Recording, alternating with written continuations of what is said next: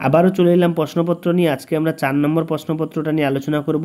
তো দেখো কথা না বাড়িয়ে 4 নম্বর প্রশ্নপত্রটা কী বলেছিল।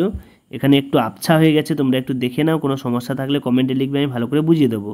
কিতাব অল হিন্দু গ্রন্থটির রচয়িতা কে? অলবিরুনি। শ্রীমন্ত শঙ্করদেব ভক্তিবাদ প্রচার করেছিলাম আসামে।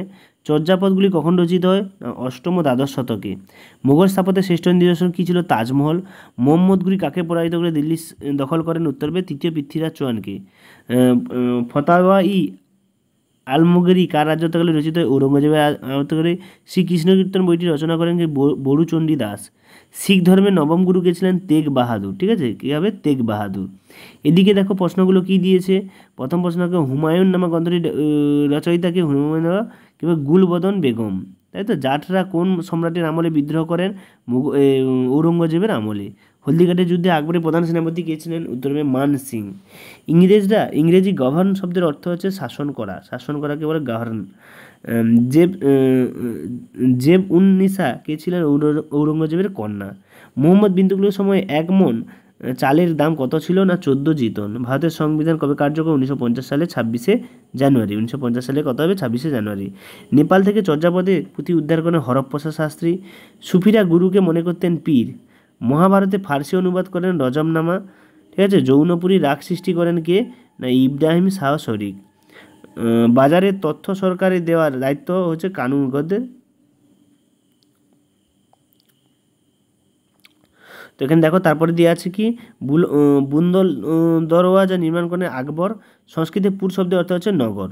এবারে ঠিক ভুল দিয়েছে দেখো এখানে কয়েকটা। প্রথমে দেখো আরবি সুপ কথাটি অর্থ হলো পশমের তৈরি একটু কাপড়টা সঠিক। শ্রী চৈতন্যের মৃত্যু 1553, এটা ভুল। সুলতান আলাউদ্দিন খলজির আমলে তৈরি হয় আলাই দরজা, এটা ঠিক। ঔরঙ্গজেব শিবাজীকে দমন করার জন্য রাজা মানসিংকে পাঠিয়েছিল, এটা ভুল। সরকার শব্দটি সংস্কৃত শব্দ, এটাও ভুল। কুতুব মিনার এর কাজ শেষ হয়েছিল কুতুবুদ্দিন আইবক শাসন করে, এটা সম্পূর্ণ ভুল।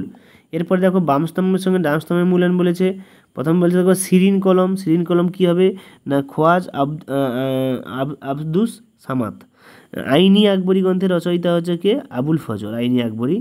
তারপরে বলছে মুন্তাখাব তরখোয়ারিক, এটা কি হবে? না বদাউনি।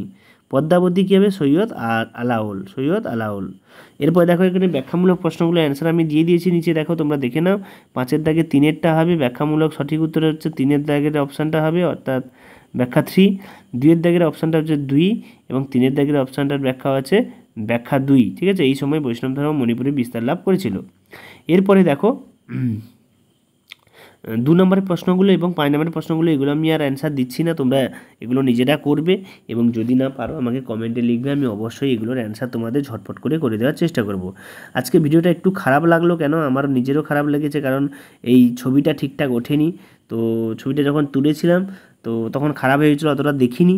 পরে মনে পড়লো যে ছবিটা খারাপ ছিল, আমি পরে আবার এর পিডিএফ দিয়ে দিচ্ছি শেষে, তো তোমরা দেখে নেবে। এর সঙ্গে আমি একটা পিডিএফের ছবি শেষে যোগ করে দেবো, যাতে পরিষ্কার পরিচ্ছন্ন ছবি থাকবে। তো সেখান থেকে তোমরা দেখে নিও এবং কোনো সমস্যা থাকবে না। তো সকলকে ধন্যবাদ, দেখা হচ্ছে পরের প্রশ্নপত্র নিয়ে।